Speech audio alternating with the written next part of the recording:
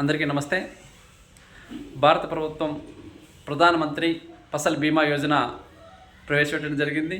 ఈ పథకం కింద సత్యసాయి జిల్లాలో వరికి, ఆముదాలకు, రాగులకు, జొన్నలకు అదే ప్రీమియం చెల్లించి రైతు సోదరులు ఈ ఖరీఫ్ సీజన్ ఈ నెల 31 తారీఖు కూడా అవకాశం ఉంది కాబట్టి ప్రతి రైతు సోదరుడు కూడా బీమా చెల్లించాలని చెప్పి సందర్భంగా కోరుకుంటున్నాను.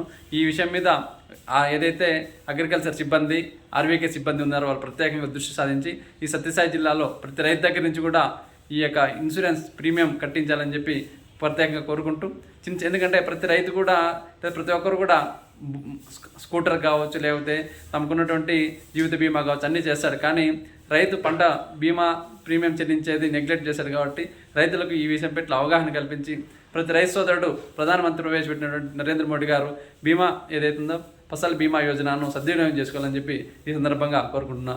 జై హింద్, జై భారత్ మాత.